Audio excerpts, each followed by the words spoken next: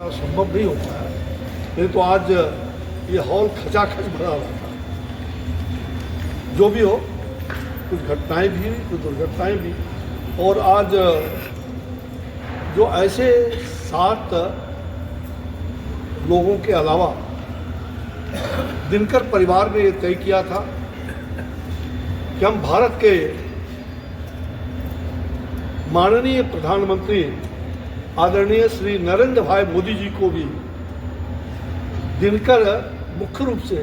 दिनकर रत्न सेवा, राष्ट्रकवि दिनकर स्वाभिमान रत्न सम्मान अर्पित करने का प्रधानमंत्री जी के प्रति ये तय हुआ था। विशेष कारणवश उनका स्वाभाविक है आना नहीं हो पाया है, उसके लिए उनको भी, लेकिन उन्होंने सहमति दिया कि हम ये सम्मान बाद में अर्पित, जो आप करने आएंगे तो दिनकर परिवार जाके अर्पित करेंगे। तो ये देश के लिए सबसे बड़ी बात है। आज भारत के यशस्वी प्रधानमंत्री श्री नरेंद्र भाई मोदी जी को राष्ट्रकवि दिनकर का भारत दिनकर रत्न सम्मान उन्हें दिनकर परिवार ने अर्पित किया है। साथ ही 7 ऐसे बड़े, कहा जाए, विविध क्षेत्रों में काम करने वाले, जिसमें राजनीति में जो दिनकर परिवार से भी बहुत निकट रहे, श्री रामविलास पासवान जी, हमारे ऐसे पद्म भूषण पद्म श्री किशोर कुणाल जी, सरदेव किशोर कुणाल जी, जो दिनकर के प्रति बहुत सम्मान रखते थे, और तीसरे डॉक्टर सीपी ठाकुर जी, उनको भी जो चिकित्सा के क्षेत्र में और दिनकर के जी के प्रति जो उनका सम्मान था। साथ साथ एक ऐसे जिन्होंने समाज सेवा के साथ साथ भंगी समाज के लिए स्वच्छता पर जो काम किया है, और दिनकर जी के प्रति जो पहली बार उन्होंने सरकार बनने के बाद इस समय 2015 में आदरणीय प्रधानमंत्री जी के बुलाहट पर और स्वयं उन्होंने यह कार्यक्रम किया था, जिसमें डॉक्टर सीपी ठाकुर और बिंदेश्वर पाठक जी, जो अब नहीं रहे, तो सुलभ इंटरनेशनल के बिंदेश्वर पाठक जी, उनको भी ये सम्मान अर्पित है। साथ ही हमारे बलबीर सिंह जी करुण, जो आज आए हैं राजस्थान से चलकर, साथ ही श्री इम्तियाज अली जी, जो निर्माता है, फिल्म निर्माता है मुंबई के, वो भी आए हैं इस दिनकर सम्मान को लेने के लिए, और अन्य जो अपने खान यहाँ के शिक्षक, यहाँ के कोचिंग के इंस्टीट्यूट के, तो ऐसे 7 लोगों को प्रधानमंत्री जी को मुख्य रूप से वो सम्मान अर्पित किया है दिनकर परिवार ने।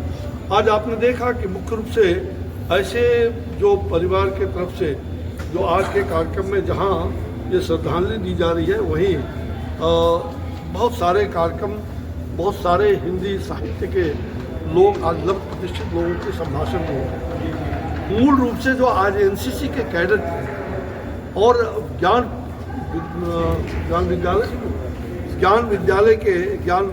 निकेतन के छात्र छात्राओं ने जिस प्रकार दिनकर के इस रश्मि रथी पर्व पर अपना काव्य मंचन किया है, वो सचमुच में आने वाली युवाओं के लिए एक प्रेरणा का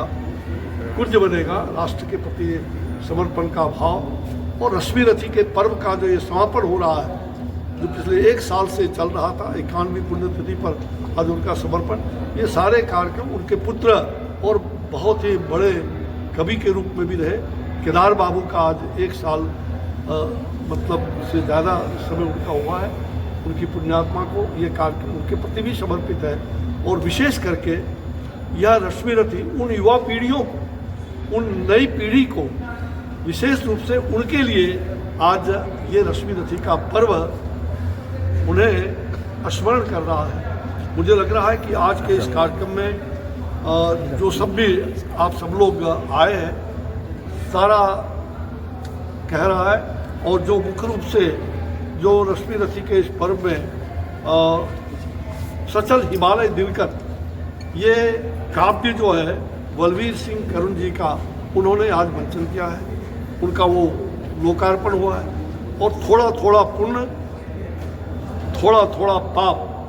ये राष्ट्रकवि दिनकर जी के सुपुत्र, जो अब नहीं रहे, सरदेव केदार बाबू, उनके द्वारा लिखित इसका भी लोकार्पण हुआ और साथ ही कलम आज उनकी जय बोल, कलम आज उनकी जय बोल, ये एक स्मारिका के रूप में आज प्रकाशित हुआ है और उसका भी लोकार्पण हुआ। तो ये 3 पुस्तकों का लोकार्पण मुझे लग रहा है कि आज ये साहित्यिक कार्यक्रम है। हम इतना कहना चाहेंगे कि जिस प्रकार से साहित्य समाज का दर्पण होता है और रश्मि रथी के माध्यम से जो परशुराम ने एक पंक्ति में उनकी सुनाना चाहता हूँ, भगवान परशुराम का, जिसको दिनकर जी ने परशुराम की प्रतीक्षा पर भी एक उन्होंने पुस्तक लिखा है, वो काव्य लिखा है परशुराम की प्रतीक्षा। मुझे लगता है परशुराम जी का वह परशुराम का शिष्य कर्ण, परशुराम का शिष्य कर्ण पर जीवन दान न मांगेगा, बड़ी शांति के साथ चरण को पकड़ प्रण किया जागेगा। प्रस्तुत हूँ दे शाप किंतु अंत सुख तो यह पाने दे, इन्हीं पादों के, इन्हीं पद्मों के ऊपर मुझको प्राण गंवाने दे। ये जिस प्रकार से परशुराम ने रश्मि रथी के इस संवाद में कर्ण को, और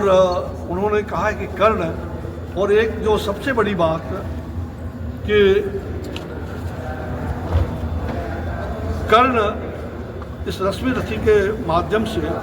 कर्ण के उस को भी प्रस्तुत किया गया है। हाय कर्ण तू क्यों जन्मा था, हाय कर्ण तू क्यों जन्मा था, जन्मा तो क्यों वीर हुआ। कवच और कुंडल भूपित भी तेरा अधम शरीर हुआ। धस जाए वह देश अथम के गुण की जहां बड़ी पहचान, नहीं पहचान, जाति गोत्र के बल से ही आदर पाते हैं जहां शुजान। ये सबसे बड़ी बात आज का जो सामाजिक समरसता के बारे में राष्ट्रकवि दिनकर जी ने जिस प्रकार से रश्मि रथी के माध्यम से एक ऐसे वीर, एक ऐसे कहा जाए योद्धा कर्ण को प्रस्तुत किया है, और जहां जाति धर्म पूछ करके, गोत्र पूछ करके, इस पर भी उन्होंने व्यंग्य किया है। मुझे लगता है आज हमें उस परशुराम की जरूरत है, जो परशुराम सामाजिक समरसता, समरस सनातन समाज के निर्माण में परशुराम की महत्ता, आज परशुराम की प्रतीक्षा दिनकर जी ने जो कहा था, निश्चित रूप से आज परशुराम की प्रतीक्षा है। और समाज को चिंतन बनाने के लिए, समाज को जागृत करने के लिए आज का यह दिनकर जी का कार्यक्रम,